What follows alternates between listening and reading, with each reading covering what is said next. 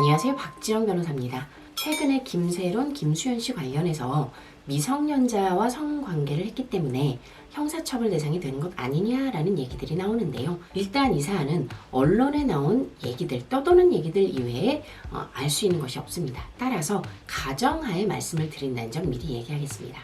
만약 김세론 씨 측의 주장대로 만 16세부터 사귄 것이 사실이라면 어떻게 되는 걸까요? 김수현 씨는 그 당시에 성인이었던 것이고요. 제가 생각했을 때는 두 가지 조항이 문제가 되거든요. 305조의 2항. 이게 우리가 잘 알고 있는 합의하에 했어도 문제가 되는 조항인데, 이 조항은 2020년도부터 시행이 됐기 때문에 15년도에 설령 그런 일이 있다 하더라도 문제 삼기는 힘듭니다.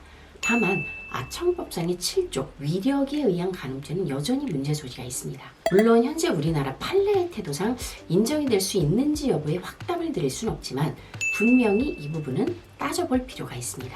우리나라 법원은 폭행협박과 다른 위력의 개념을 쓰는데요. 위력은 꼭 힘이 폭행협박에 이르지 않더라도 어느 정도 신체적 유형력이 행사되는 것을 말하는 것뿐만 아니라 정신적 혹은 어떤 무형적인 부분에 대한 어떤 위력도 의미를 합니다. 나이 차가 많이 나는 성인이었다거나 그런 경우에는 당연히 위력이 느껴질 수 있고요. 예를 들어 선생님과 제자 관계였다거나 미성년자 알바생이 일하는 곳의 사장님이었다거나 등등 여러 관계상에서 혹은 나이 차에서 오는 문제들이 있을 수 있다고 생각합니다.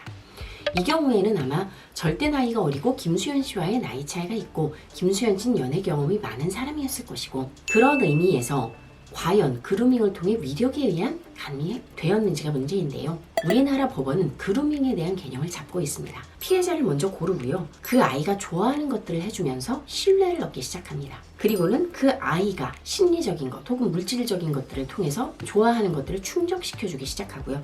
그때부터 이제 부모님에게 우리 관계 알리면 안 돼? 라고 고립을 시키기 시작합니다. 이제 점점 성적인 얘기를 하기 시작하는 것이죠. 그 다음이 통제를 유지하는 것입니다. 이거 알리게 되면은 나 너 성관계한 거 알릴 거야 라든가 우리끼리 행복하게 지내자, 부모님이 알면 힘들잖아, 방식이 부드럽다 하더라도 어쨌든 이걸 숨기게끔 유지시키는 방식으로 하는 것은 문제가 됩니다. 다만 실제 판례에서 이런 개념을 가지고 있지만 위력에 대해서 얘기를 할 때에는 처음에 적어도 아이가 스킨십을 시작할 때 혹은 연인관계를 시작할 때 싫어 이런 부분들이 좀 있었는데 설득을 하는 과정, 말로 설득을 해도 괜찮고요. 다만 말로만으로는 약하고 판례에 나온 것들은 대부분 약간의 힘을 이렇게 했을 때 아우 싫어 하다가 그냥 이렇게 놓는 경우들도 있었고요. 좀 고립된 장소에서 말로 했기 때문에 사실상 심리적 고립도가 좀 심했을 경우, 이런 경우를 위력에 의한 간음으로 본 경우가 있습니다.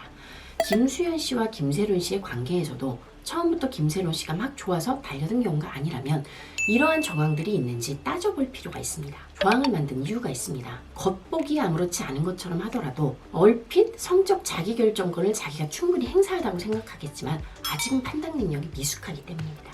이런 부분들이 충분히 잘 논의가 되는 그런 자리였으면 좋겠습니다. 추가 문의 이상은 연락 주시기 바랍니다.